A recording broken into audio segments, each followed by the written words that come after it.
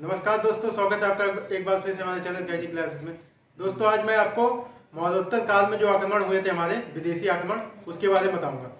इससे पहले अगर आप चैनल पर नए हैं, चैनल को सब्सक्राइब करें, लाइक करें, शेयर करें और कमेंट करें। चलिए शुरू करते हैं हमारा वीडियो। मौर्योत्तर काल में विदेशी आक्रमण मतलब जो मौर्य साम्राज्य था, उसके अंतिम शासक बृहदत्त की हत्या करके जो कहते हैं उसका सेनापति पुष्यमित्र शुंग ने शुंग वंश की स्थापना की थी। मतलब शुंग वंश, उस मौर्य काल के बाद जो समय आया, शुंग वंश वो मतलब कमजोर था, मतलब ज़्यादा पावरफुल नहीं था। तो उससे ये हुआ कि वहाँ पे और भी लोग आ सकते थे, विदेशियों ने सोचा, इसलिए मौर्योत्तर काल में विदेशी आक्रमण हमारे भारत में शुरू हो गए थे मौर्योत्तर काल से। और जो मौर्योत्तर काल में भारत का सबसे पहला विदेशी आक्रमण है, वो बैक्टीरिया के ग्रीकों ने किया था। मतलब जो मान लीजिए आप अफगानिस्तान के आसपास का क्षेत्र है, इन लोग मतलब मध्य एशिया से आए थे। जो आज ये क्या बोलते हैं, बैक्टीरिया से यवन जो थे, हिंद यवन इनको कहा जाता है, ये लोग बैक्टीरिया से आए थे। आगे है, इन्हें हिंद यवन या इंडो ग्रीक कहा जाता है। हिंद एवं का सर्वाधिक महत्वपूर्ण शासक कौन था? मिनांडर।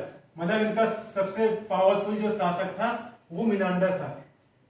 पूछता है मिनांडर किसका शासक है, तो हिंद यवन मतलब इंडो ग्रीक का।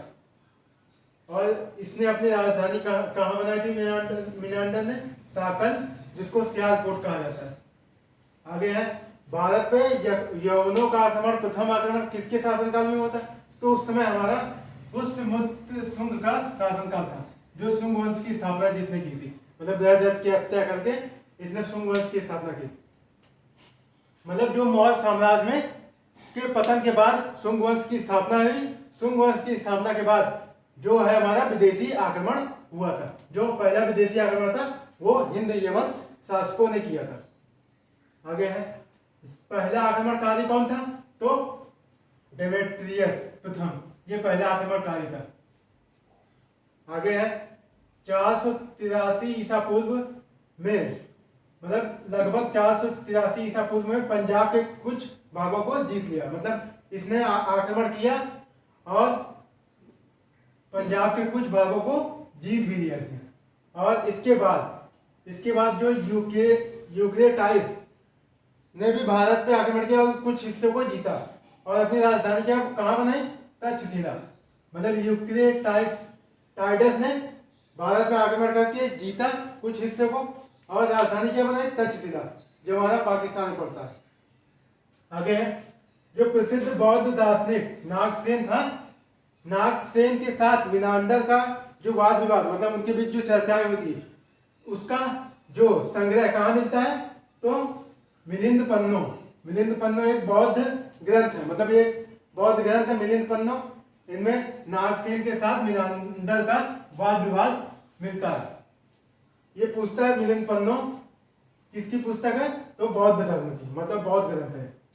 आगे है, सर्वप्रथम सोने के सिक्के किसने चलाए थे? पूछा जाता है।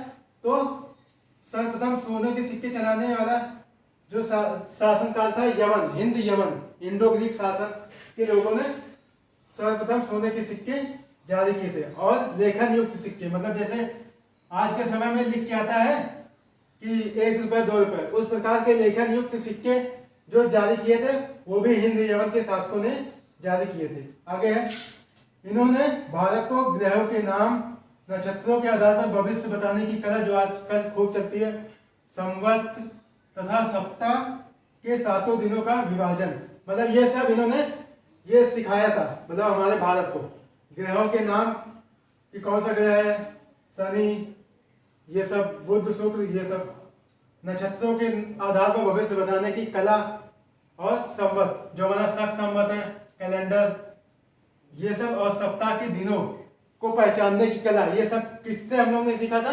तो हिंद यवन के शासकों से। शुंग वंश के शासन काल में पुष्यमित्र शुंग के समय में 2 यवन शासकों ने हमला किया था। पहला था डेमेट्रियस वंश और दूसरा था यूक्रेटाइडस वंश। जो डेमेट्रियस वंश था, इसका सबसे प्रतापी शासक, मतलब जो यूनानी शासक था, वो मिनांडर था। जिसको हम लोग मिलिंद के नाम से, मतलब इसको बौद्ध साहित्य में मिलिंद के नाम से जाना जाता है, मिनांडर को। आगे है, और किसके समय में? पुष्यमुक्त शुंग के समय में प्रचलित था, मतलब इसने आक्रमण किया था। आगे है, यूके ट्राइटस वंश जो था, इसका प्रतापी शासक कौन था? एंटियालकिड्स। एंटियालकिड्स जो था यूके ट्राइटस वंश का प्रतापी शासक था, और इसने भागभद्र के दरबार में राजदूत हेलियोडोरस को भेजा। मतलब इसने जो है अपने राजदूत हेलियोडोरस को भागभद्र के दरबार में भेजा था, जो शुंग वंश का नवा शासक था। मतलब जो भागभद्र था ये शुंग वंश का नवा शासक था, ये इसने अपने राजदूत को इसके दरबार में भेजा था। इसका राजदूत कौन था? हेलियोडोरस। आगे है, इसने विदिशा में, जो हेलियोडोरस था, विदिशा में गरुड़ स्तंभ स्थापित किया। गरुड़ स्तंभ स्थापित किया और इस पर वासुदेव का नाम अंकित किया। मतलब जो हेलियोडोरस था, राजदूत था, जो इसने क्या किया? विदिशा जो मध्य प्रदेश में पड़ता है, वहां पे गरुड़ स्तंभ की स्थापना की और इस पर वासुदेव का नाम अंकित किया। वासुदेव किसको कहा जाता है? श्री कृष्ण को, मतलब कृष्ण जी को। आगे है इनके प्रभाव। हिंद यवन का क्या क्या प्रभाव था, इसने क्या क्या किया? इन्होंने जो थी नवीन कला शैली, जो नवीन कला शैली थी हेलेनिस्टिक कला का इन्होंने आरंभ किया। मतलब हेलेनिस्टिक कला का आरंभ किससे हुआ? तो हमारा यवन शासकों ने इस कला का आरंभ किया, जो बाद में चल के हमारे गांधार कला जो विकसित हुई है इसी से हुई है। मतलब हेलेनिस्टिक कला से ही हमारे गांधार कला का जन्म हुआ। आगे है, संस्कृत नाटकों में पटापेच के लिए यवनिका शब्द का प्रयोग किया गया। मतलब जो हमारा संस्कृत नाटक इन्होंने लिखा है उसमें पटापेच मतलब होता है प्रदापथा। प्रदापथा का के लिए एक शब्द का इन्होंने प्रयोग किया था, यवनिका, इसका प्रयोग किया था। आगे है, इसी से पता चलता है हमें कि प्रथा के बारे में पूछा जाए किसने शुरुआत की, तो हमारा हिंद यवन के शासकों ने। मतलब यहीं से हमारा प्रथा का आरंभ हुआ था। दोस्तों आज के लिए बस इतना है। अगर आपको वीडियो पसंद आई, वीडियो को लाइक करें, शेयर करें और कमेंट करें। तब तक के लिए नमस्कार।